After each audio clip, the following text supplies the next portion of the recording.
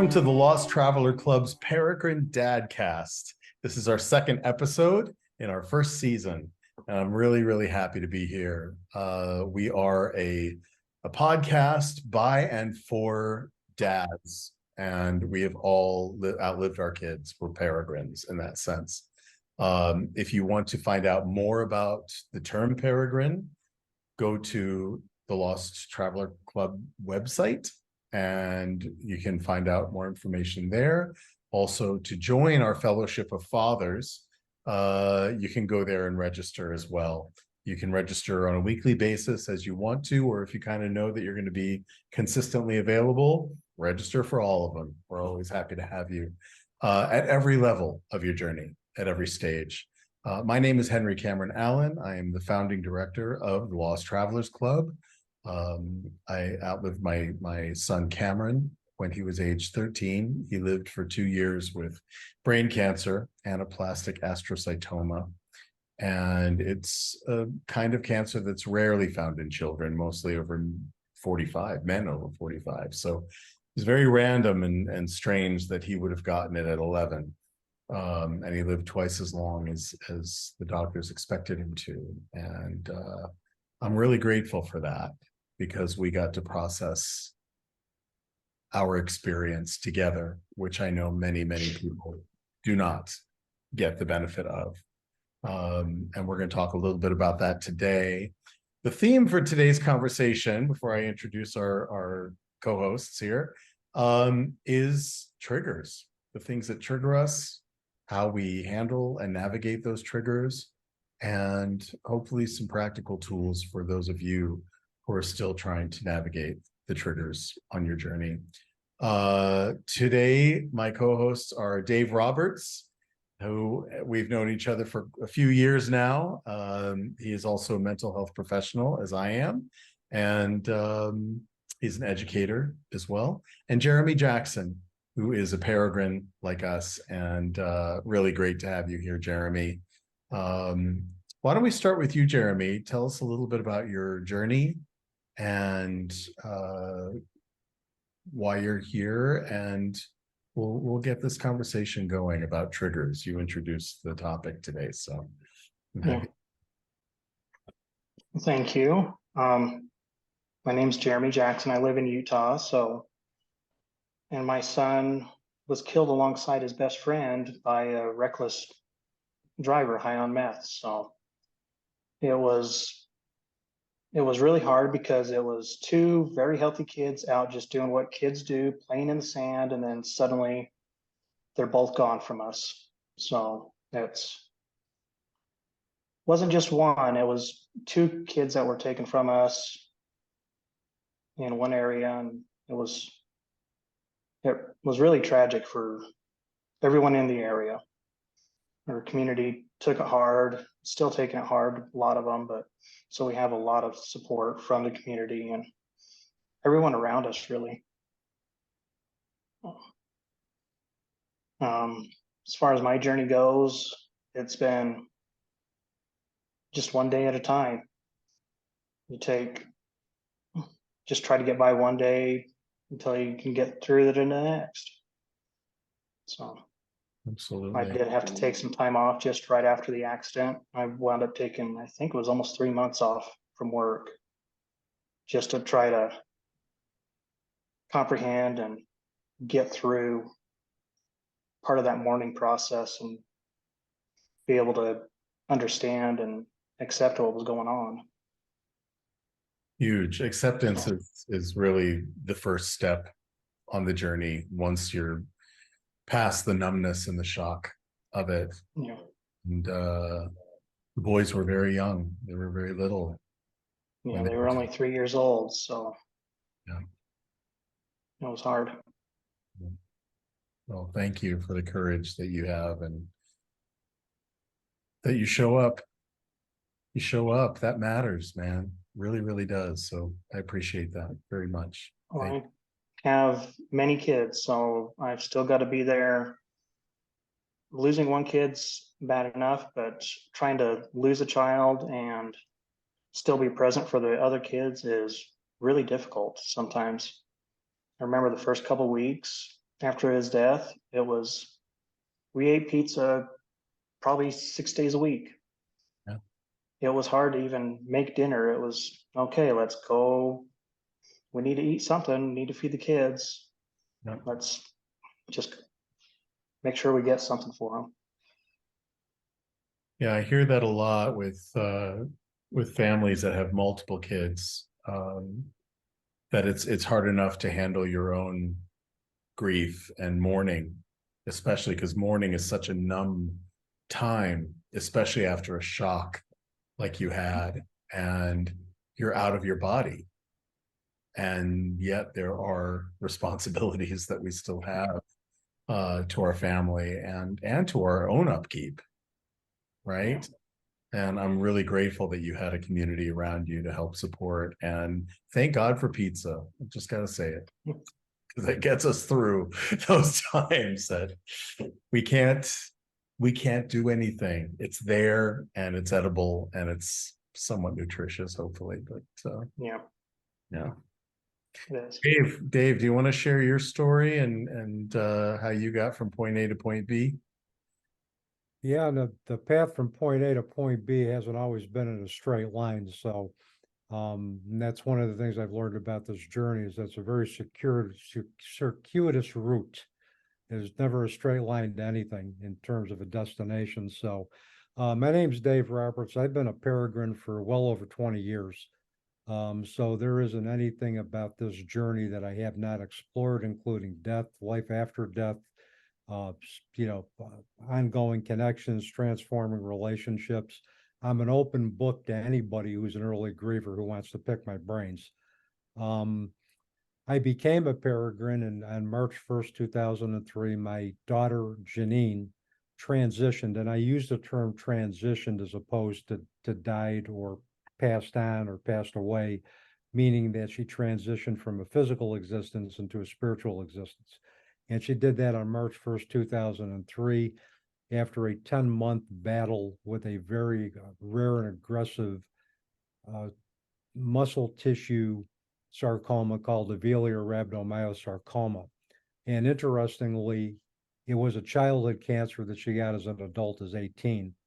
And she was diagnosed about approximately 3 weeks after giving birth to my first grandchild, Brianna, who is now 21 years old. And her foot had swelled during pregnancy. She had injured her foot early on in her pregnancy. And we thought the swelling was due primarily to, edema or other complications from pregnancy. But any treatment they tried to get the swelling down, conservative or otherwise, didn't work.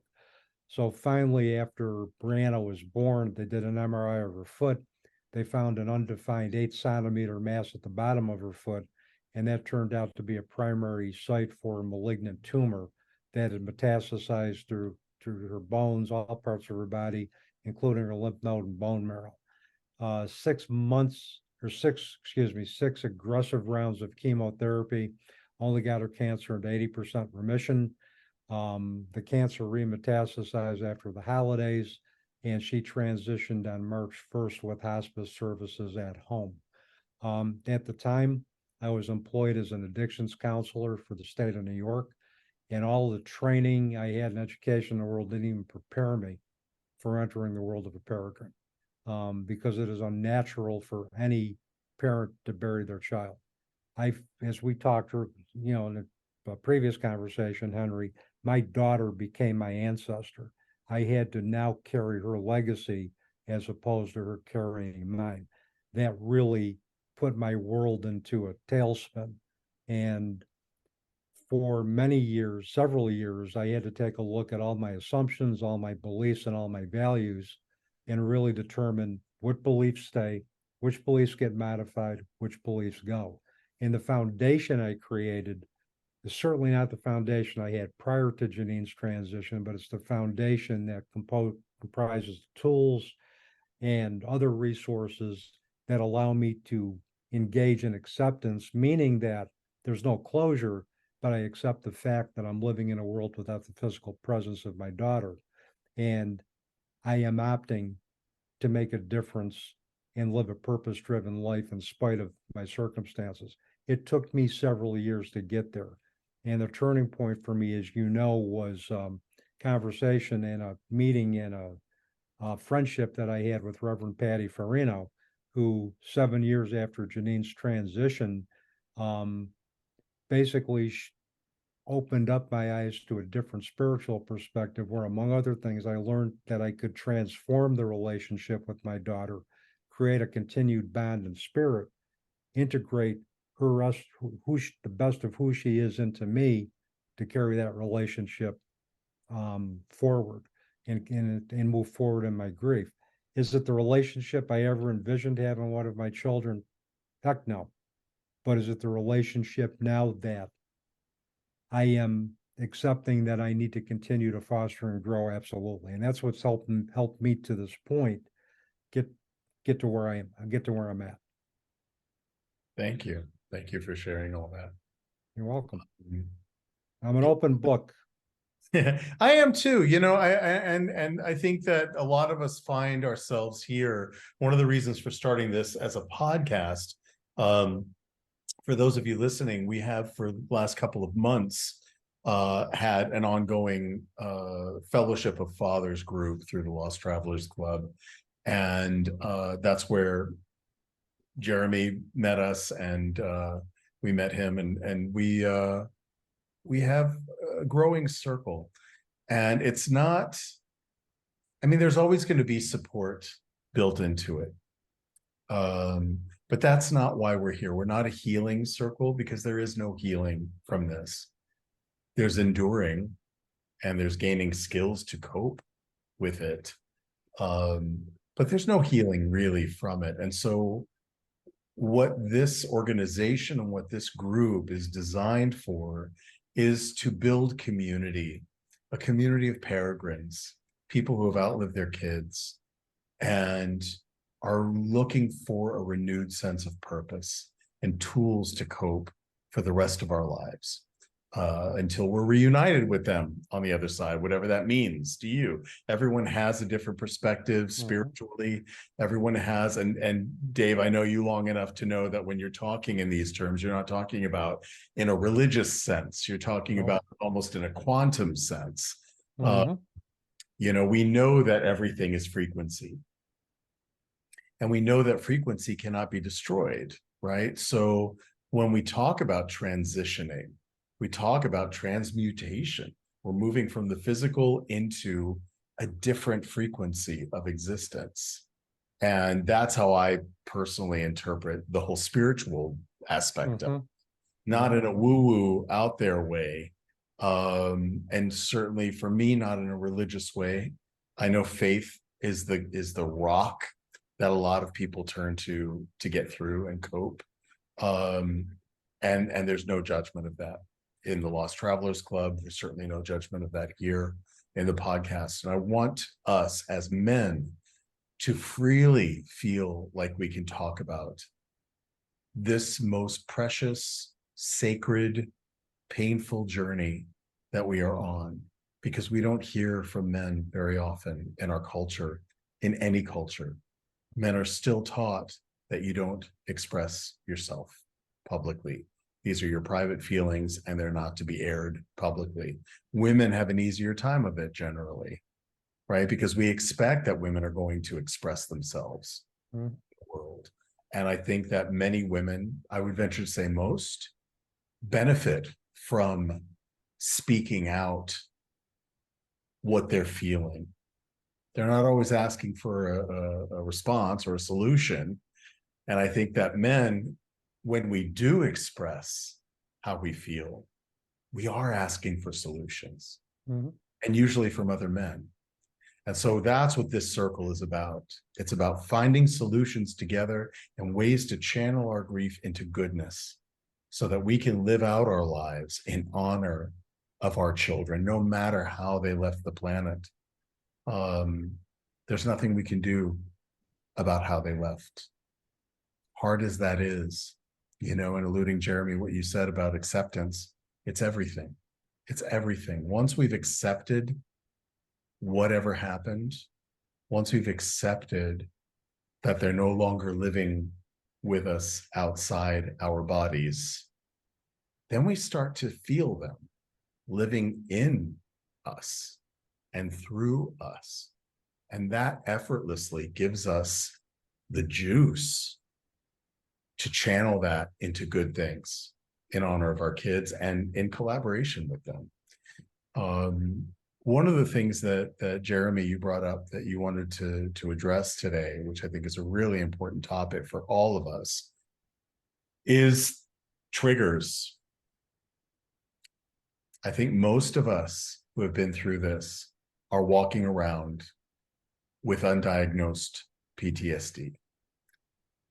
When we hear PTSD, most often because of the international dialogue around it, post-traumatic stress disorder, we associate it with military service and being on the front lines of battle and seeing carnage that transforms you for the rest of your life. Those of us that have been through this, we've also witnessed carnage. We've also experienced a traumatic event that affects us to our core. And so we will exhibit a lot of the very same symptoms as somebody who has been on the front lines of war and experienced that kind of a trauma. And so there are a lot of correlations that can be made, but even within the military PTSD, our kind of PTSD, and others, there are nuances, there are variations, and there are triggers that are going to be unique to the person experiencing them. Jeremy, do you want to launch us and talk about when you notice that you've been triggered, what things trigger you, and how you navigate so far? Navigate those triggers? Well, there's like milestone triggers. My son's birthday was just last week, so that was kind of a hard trigger. But one that kind of hit me yesterday was kind of a unique one because it felt like it was a transferred PTSD type symptom. Now, I've always been going out to the stables where my son's accident was at, so I've maintained contact with a lot of them, and I recently started working out there, and this stables runs right alongside a well, it's not busy road, but people speed along it all the time. I found myself getting scared when I was out working next to that road. Now, I wasn't there when the accident happened, but having been out there after the accident, my wife was out there. I had 2 other daughters that were out there at the time, and just seeing the carnage that had happened from this car flying off the road, I could just visualize myself getting hit by another car coming by. It was kind of an interesting trigger for me because I wasn't there. So I didn't think it would be that big of a problem, but suddenly I'm finding myself kind of scared to be working out in that certain area. How did you know it was a trigger? Like what did it feel like, if you don't mind sharing that, and how did you get through that moment? Well, I was actually working in the stall where the car wound up stopping upside down. So I was in like the physical area where the accident occurred. So, but then I heard another car come by and I kind of found myself jerking and watching as the cars drove by. So I didn't really jump and run. I just was aware that I suddenly don't feel safe in this spot. You felt like running. Yeah. I think a lot of these triggers are unexpected. They creep up on us when we feel like we're doing all right.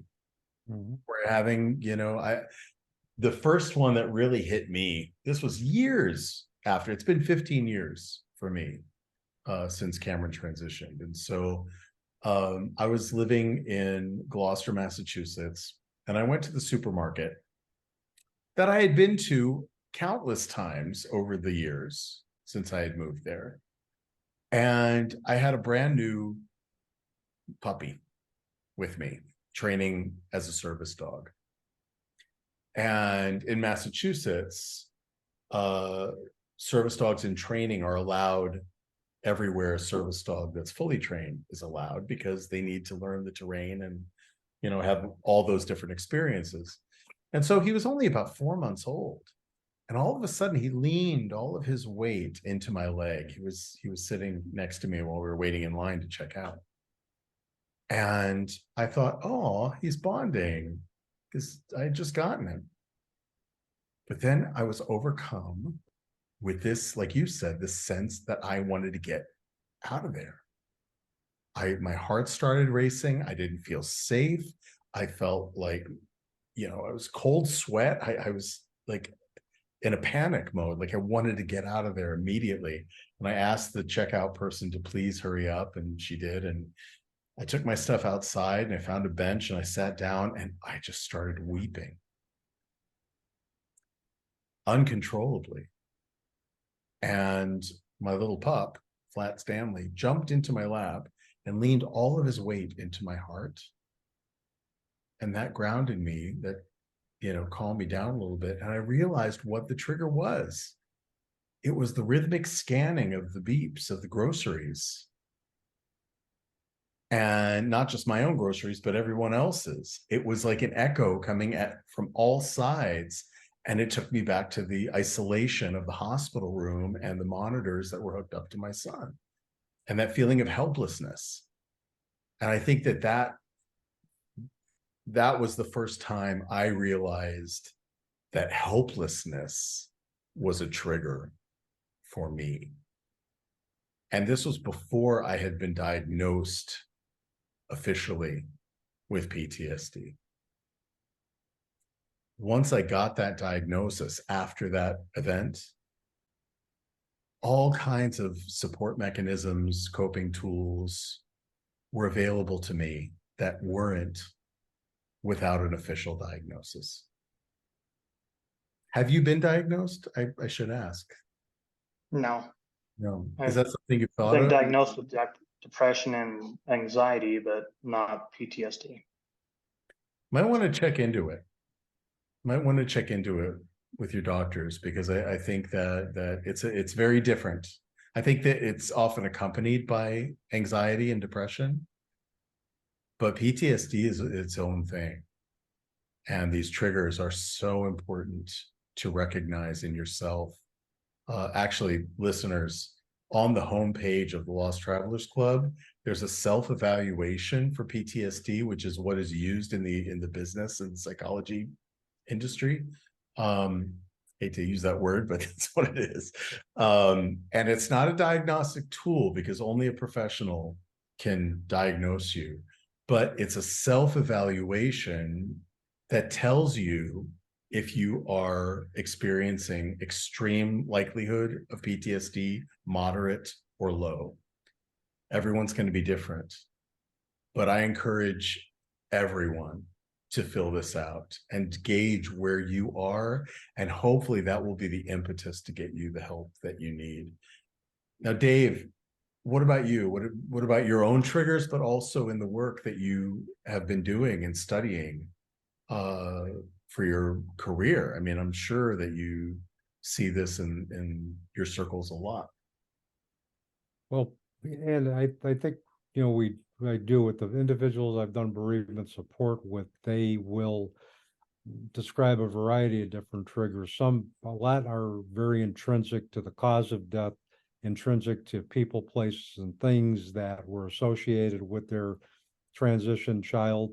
So we get into that, the origin, and also how to be proactive in terms of dealing with triggers, particularly, I think, as Jeremy mentioned, around the milestone days like anniversaries, death anniversaries, birthdays, holidays.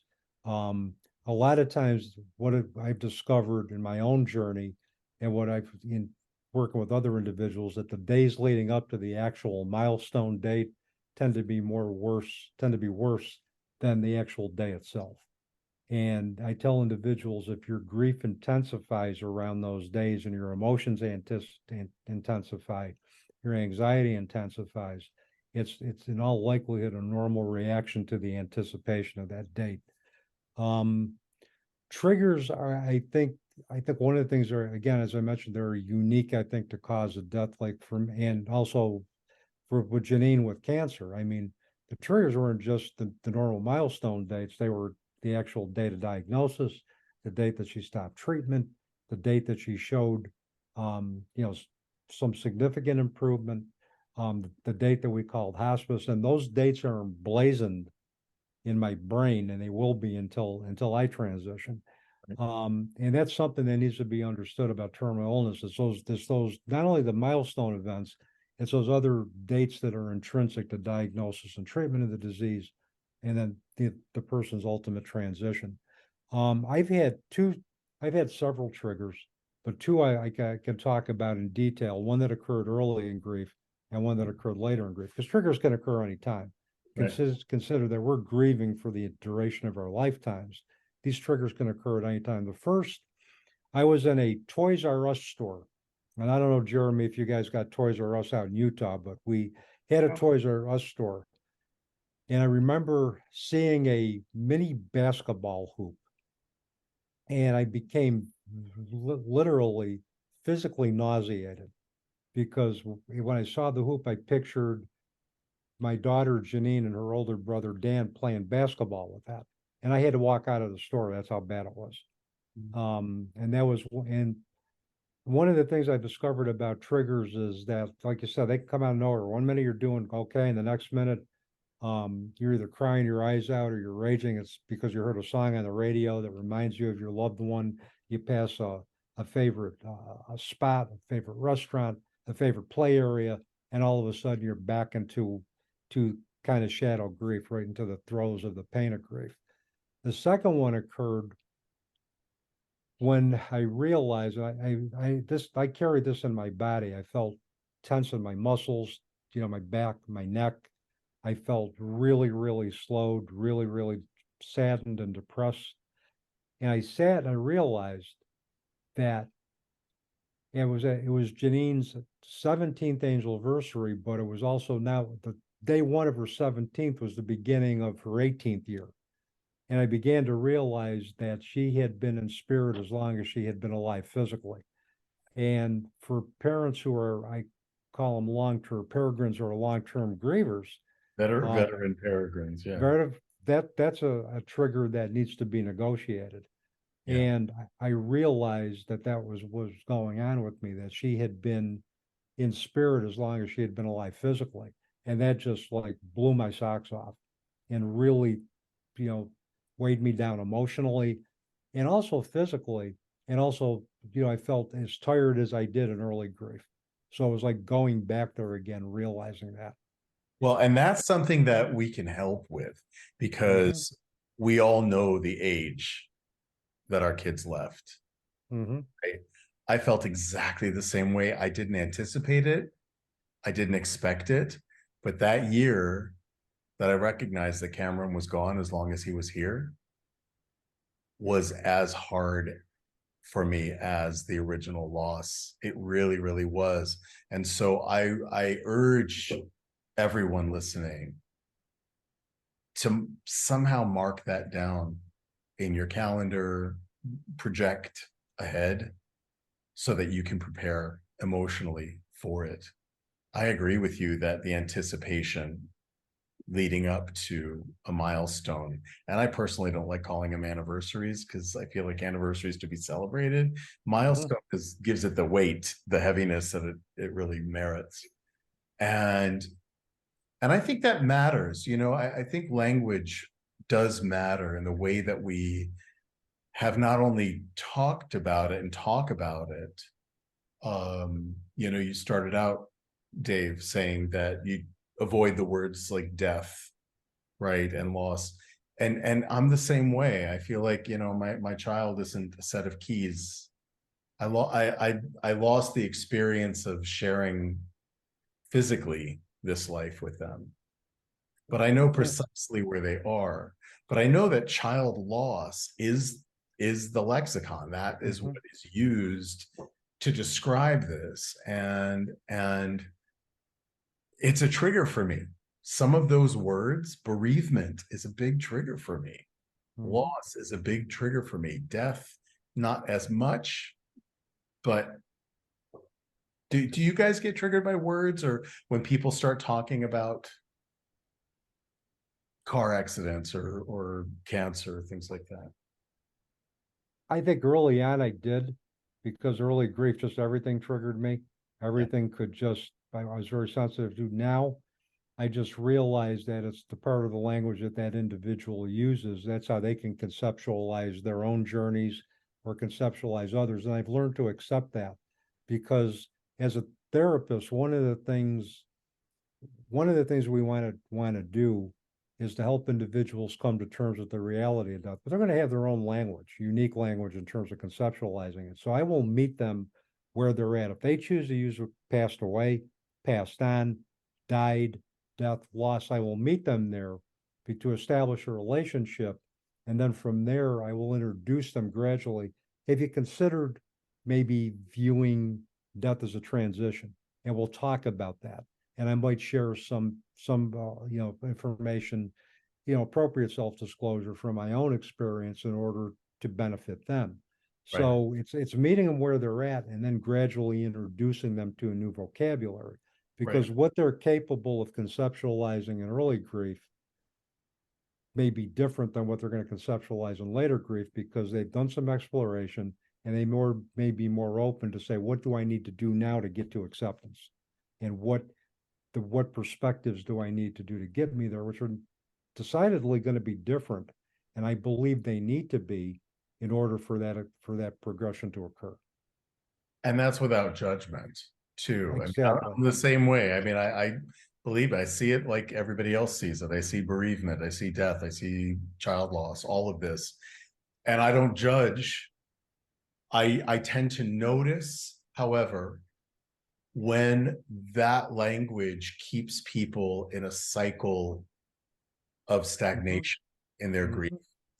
And one of the reasons that I became a therapist, that I got certified internationally, was so that I can help as an example to help people break through that stagnation and to move through. You can't ever get over it, but you can move through it, and in a way that you are more in control.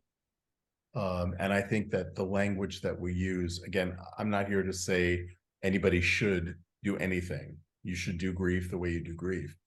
But by using that language, that alternative language, creating I think Jeff said last week, a helpful lexicon or guide.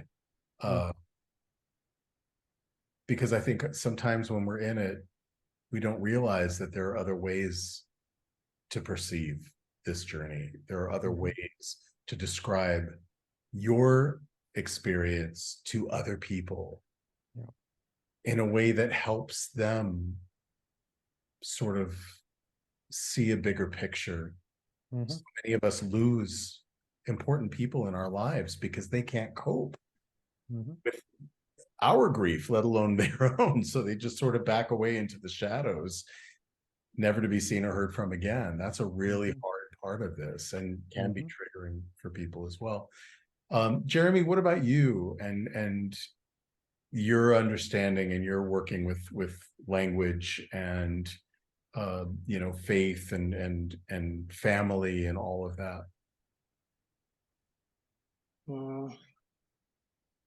I found it's usually a combination of things, like a actual act along with the wording, whether it be a news report or whatever. I surprisingly, just 16 days after my son's accident, my daughter was also in a rollover accident. So rollover accident, just that phrasing really is hard for me. Yeah. So that news alone was hard on my family, and just a complete shock. Is like, no, that couldn't have happened to you. Not twice within a month. And then there's been other accidents where people have been hit and killed or whatever. And that really, because I've seen that, it kind of hits me a little bit different. Yeah. It really, the last big one that we had out in my city, excuse me, really set me off. It's like, these people are just being dumb. It's innocent people that are being hurt. And now someone else is without their child or whatever. So it's kind of a combination of the accident, action, and like a news report. Because my son's accident was all over the news report. There's still an active criminal trial going on, so there's still a lot of news and stuff around it. So I've got lots of different things still happening that can trigger me. You avoid the news? Like watching the news? Surprisingly, no. I don't know why, but searching out those and kind of reading about those stories actually helps me. Interesting. It kind of angers me at the same time, but I want to read about them and see how they're handling the other side's handling things, how other people are handling the loss or the transition. I imagine it also brings you a bit of, in a weird roundabout way, it may help you. I know for me, with other, kids who have passed from cancer, to know that I'm not alone. Like, I'm not the only person on the planet who's experienced this in this way. I know even within our group, there are common factors that we have found, and the dialogue is different. The way that I talk to someone who's had a tragedy like yours, and the way that I talk to somebody like Dave, who has a similar experience to mine, even though the situation was different, there's a different kind of holding. There's a different kind of understanding. And in spite of all that, there is common ground that we all stand on. And I'm so grateful for that every single day, that we are forming community with people who get it at the level that they get it, and that we are all here to proceed with our lives the best we can. Right? Hold that moment. Hold that thought for a moment. Just gratitude is also very important.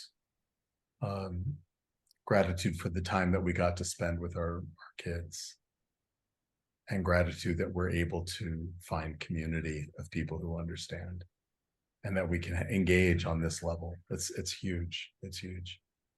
Yes. Jeremy, how are you doing the grief journey with your spouse and with your kids, your other children? Because you say you have a large family. Yeah, I've still got 8 children at home between the ages of 17 and 2 years old now. So Hunter was number 7 of 9. So yeah, we've got a few children.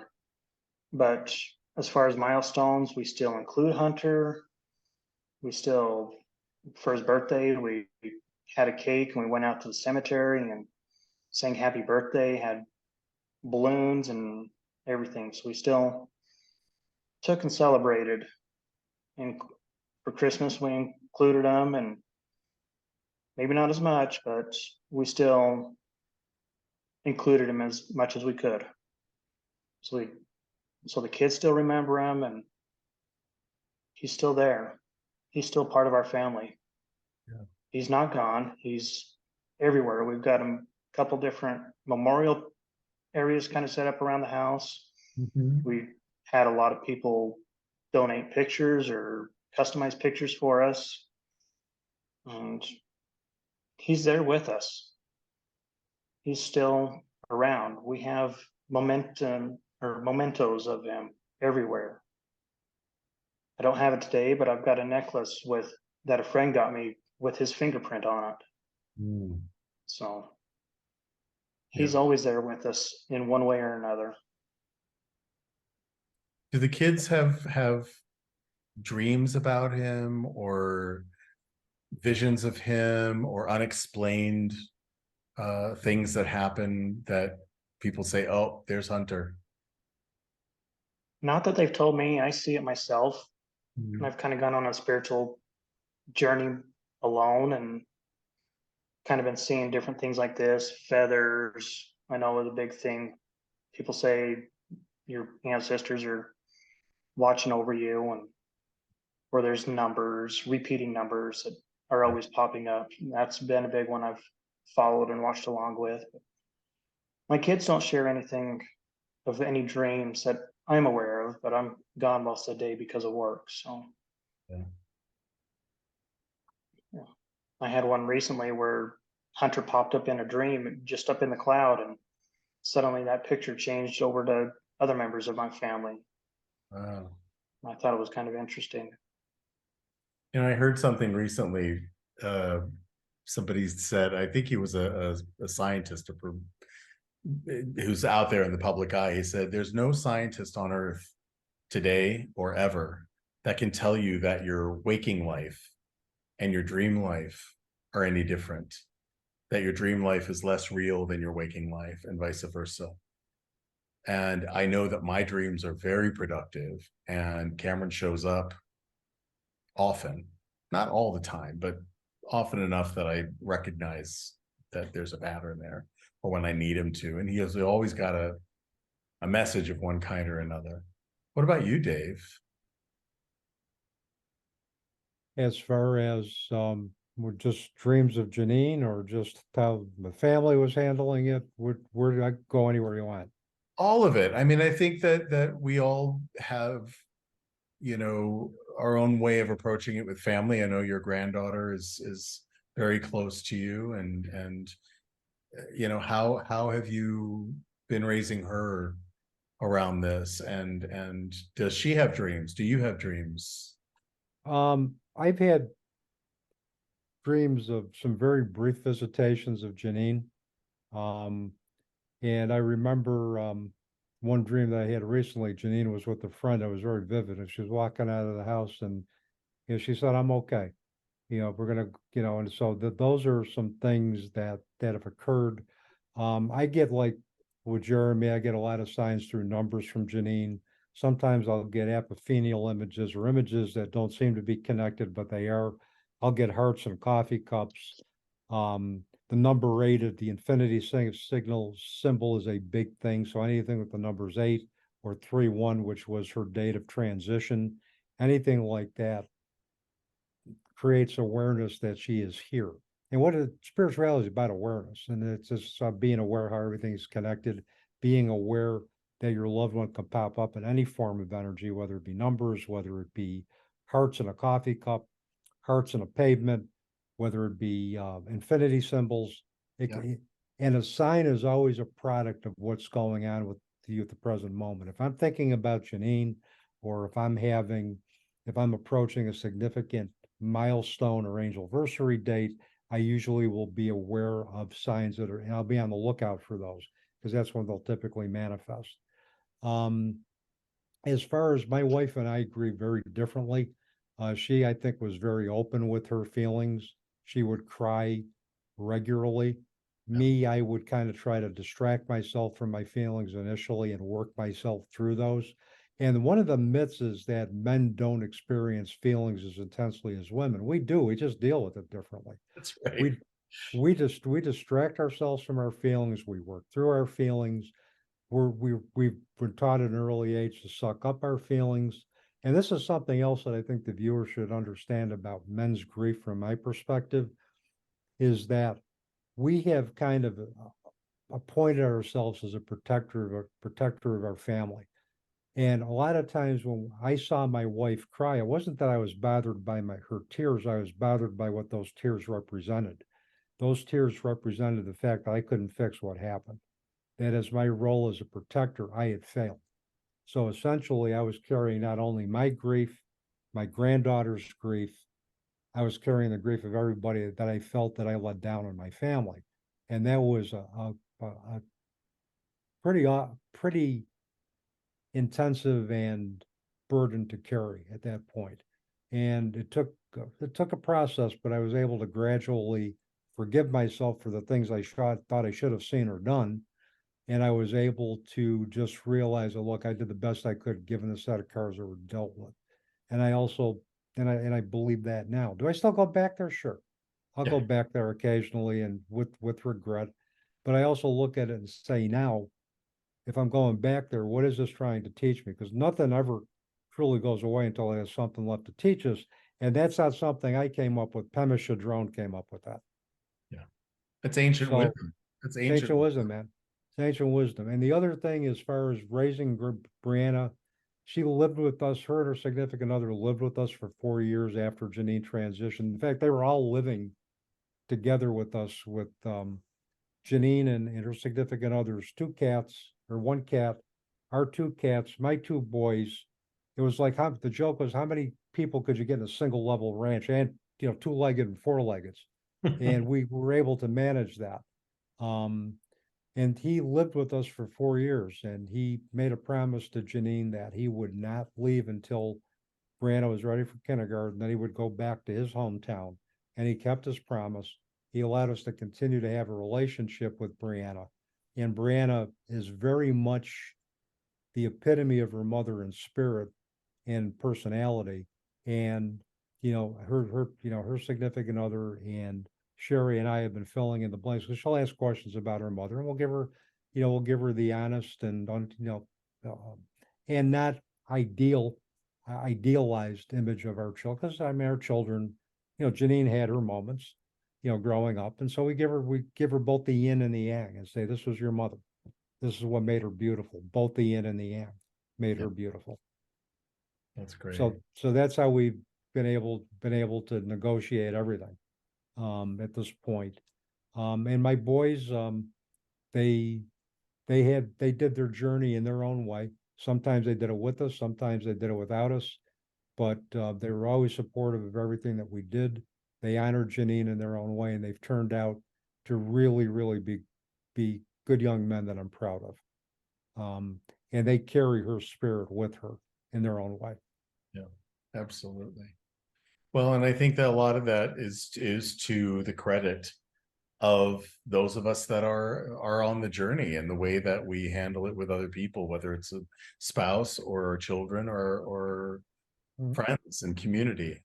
They look to us for how to handle it very often. And that's why I think these conversations are so important, because boy, men's guilt, that's a whole other episode. I think that we all feel that way.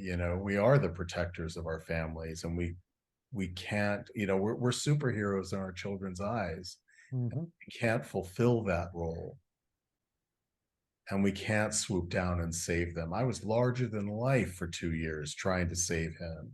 I was dealing with navigating the medical health system, hospitals. They overdosed him by 8 different medications. And it was only because I was doing my homework that I noticed it. I was reading the New England Journal of Medicine. I was reading all the information I could to understand what was going on with him. And when I realized he was being overdosed, I called an emergency meeting of his oncology team. And I said, why is he on this? Why is he on this? I went down the list, and they looked at each other stupefied, because they hadn't considered that he shouldn't be on there. And I have to wonder if the fact that he lived twice as long as they expected him to may have something to do with my intervention, my instinct as a father to rise up and above the situation, and when people would come up to me in my early grief and put their hand on my arm and say, now remember, you're only human. I'd say, you know what? No. Anybody who's been through this, anybody who's spent a night in the hospital next to a child is superhuman. Mm-hmm. There is something that has to come up with us, whether it's, an accident that you didn't expect to happen, or whether, in my case, it was 2 years of sitting beside my son on his journey, walking beside him, eliminating his fear, because he knew that I was a cancer survivor from the time that he understood language. So when he got his diagnosis, he didn't have a moment of fear, anxiety, rage, depression, anything he was certainly entitled to have, because he understood that it was possible to survive because my papa survived it. So when I wasn't able to rise to the occasion in a way that could save his life, and believe me, I tried, that was a big part of my first movement through mourning and guilt and shame. And it took going to the Grand Canyon for me to get my scale back, because I had to be larger than life for those years of being by his side, living in the hospitals with him off and on for 2 years. I had to find who I was. I had a complete existential crisis. Who am I now? I don't have other kids. I will never be a grandfather. I don't know what that feels like. We all have our journey. We all have our different thing. And I can't say that I hold regrets. I watched him go through his journey with grace and elegance. And he started a video podcast during the last year of his life and said some of the most profound things. I could be nothing but proud of him, and let him be an example to me in how the end of my journey will manifest. Right? He's now, if anything, he's parenting me. And the way I turn to my ancestors, as Jeremy was saying, for wisdom and intuition about how to handle a situation. Because let's face it, all of our ancestors, including our kids, are in our DNA. They experienced horrific things throughout their lives as well, and they endured and they survived. And so we have all of that wisdom already within us, but sometimes we have to ask for it. And when we ask, like when we anticipate a milestone, right? We are open to, or when we anticipate that we're going to see a sign, we're open to it. So I guess that's my message today with the discussion around triggers, is be open, stay open as much as you can to everything. You're going to have indoctrination culturally, religiously, spiritually, from family and community, who are all going to tell you how you should grieve. Trust yourself. Trust yourself. And if you feel like you cannot handle the moment that you're in, reach out, because there are those of us out here who can help. That's why we're here. Right? Any last thoughts, gentlemen, before we wrap up this really great episode? Thank you both for being. Just one thing I kind of want to leave the audience, the listeners with, is kind of something that helps shift my perspective. And I'm going to qualify this and say, I realize that not everybody will have this opportunity, particularly if the cause of death was sudden death. So I'm going to preface that, but for anybody who's witnessed somebody's last breath as a result of a terminal illness, and I did. Janine transitioned at 12:30 in the morning on March 1st, and I held her hand as she took her last 2 breaths. And for 6 years, that moment of death haunted me, because I felt I was the last person to see her alive. Right. And then when I started connecting with Patty and we had discussions, this was probably about I think a couple of years after we met, and I told her, I said, Pat, the moment of her death haunts me because I was the last one to see her alive. And she goes, what if you looked at it as if you were the first one to usher her into her new existence? Would that make a difference? And when I started looking at that, just that simple shift in perspective at the moment of her death helped me find peace with that moment and helped me look at it from a different point of view. So it's sometimes it's just the littlest things that are said to us that can create the biggest and most profound shifts in our perspectives. Thank you. Beautiful. Jeremy, any last thoughts?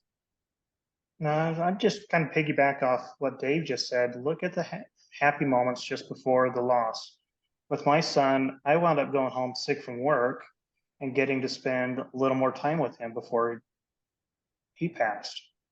So I got to spend those last few minutes, even though I didn't know what was going on, he seemed to know what was happening, because he even showed some extra signs that we noticed later that something was going to happen. But look at those happy moments. Don't dwell on the passing or the loss. Look at the happy times you had with them. That's the gratitude. Absolutely. Yeah, that totally reminded me of when Cameron was, I think, 6 or 7 years old. We had a habit of when I tucked him in, he would ask me a question. And if I could answer it in the moment, I would. Or if I didn't have an answer, I'd give it to him the next day. And I can't remember what the question was, but I remember saying to him, well, we'll not worry about that until you've grown up. And he said to me, oh, Papa, I'm not going to grow up.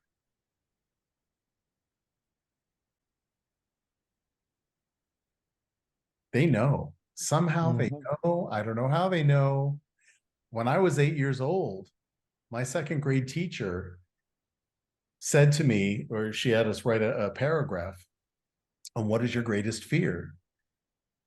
And the only thing I could think of was outliving my children. I was 8. That was my only fear. So call it a premonition, but kids are open.